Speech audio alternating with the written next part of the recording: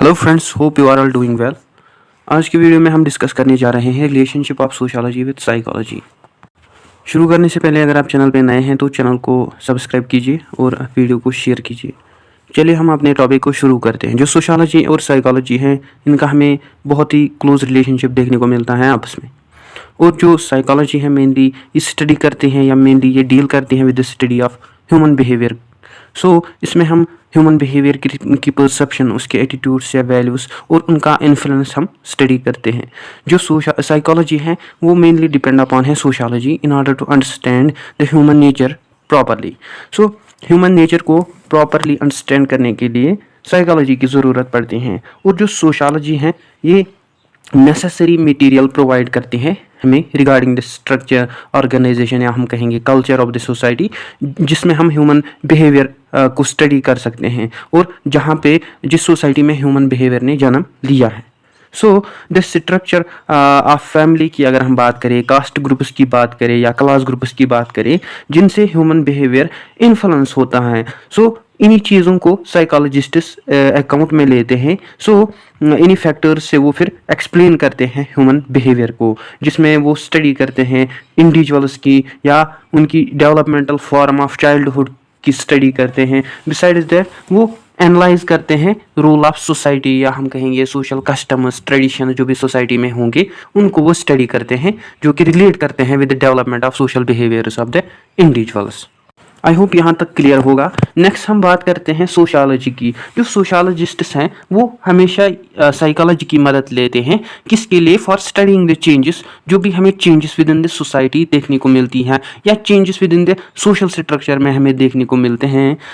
इसी तरह जो भी साइकोलॉजिकल थ्योरीज हमें देखने को मिलती हैं, उनकी इन्वेंशन देखने को मिलती हैं, जैसे कि अगर हम मोटिवेशनल थ्योरीज की बात करें, लर्निंग थ्योरीज की बात करें या थ्योरीज ऑफ परसेप्शन की बात करें, तो वो थ्योरीज इन्वेंशन उन थ्योरीज की इन्वेंशन इसी की वजह से होती हैं। ये थ्योरीज जो हैं ये कंट्रीब्यूट करती हैं किसकी तरफ? Towards the development of sociology. जो सोशियोलॉजी है वो आल्सो साइकोलॉजी का यूज़ करते हैं। जैसे कि अगर हम स्केल्स की बात करें, एटीट्यूड स्केल्स होती हैं, इंटरेस्ट इन्वेंटरी स्केल्स हमें देखने को मिलती हैं।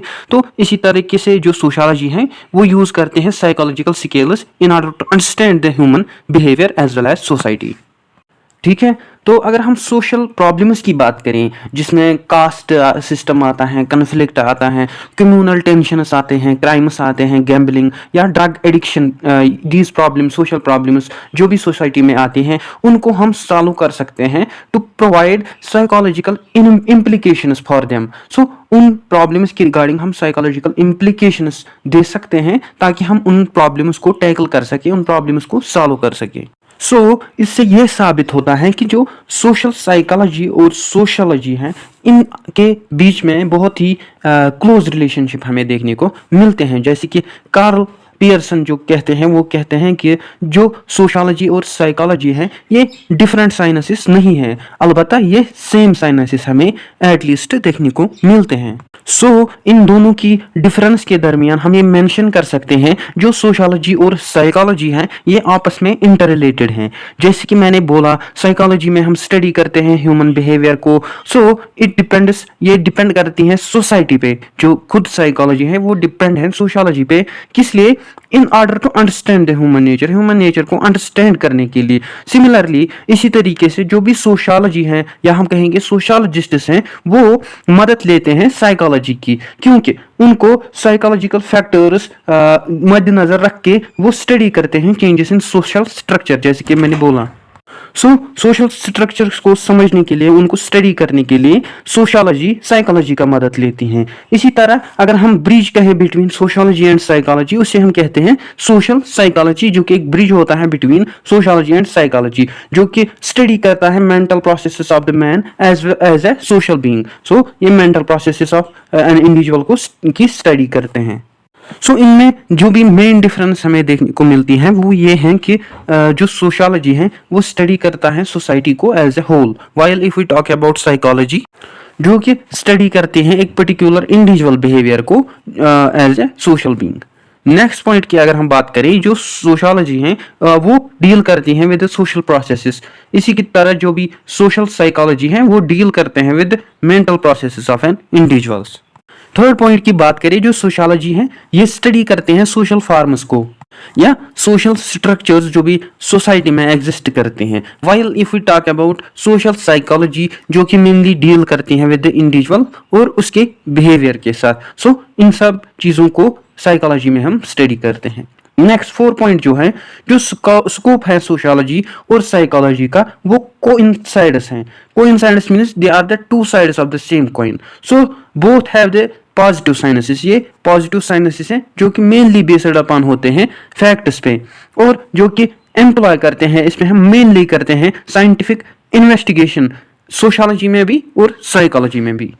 जो 5th पॉइंट है, जो कि सोशियोलॉजी और साइकोलॉजी है, इन दोनों की जो कैपेसिटी है प्रेडिक्शन की, या हम कहेंगे ऑब्जेक्टिविटी की, वो बहुत ही कम हमें देखने को मिलती है। क्योंकि जो साइकोलॉजी है इसमें हम एटीट्यूड्स या बिहेवियर्स ऑफ एन इंडिविजुअल को स्टडी करते हैं, वाइल जो सोशियोलॉजी है वो स्टडी करते हैं सोसाइटी को as a whole.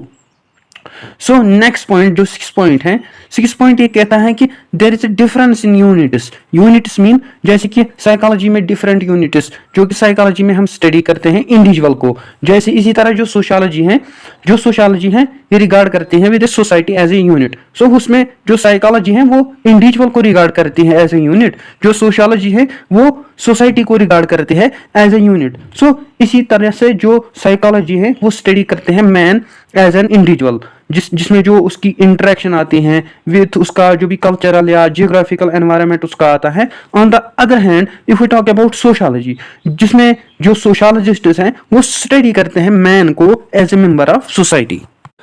Next point जो 7th पॉइंट है, साइकोलॉजी को हम तभी प्रैक्टिस में ला सकते हैं जबकि हमें नॉलेज होगी regarding the social relationships, behaviours या एक्टिविटीज ऑफ एन इंडिविजुअल की।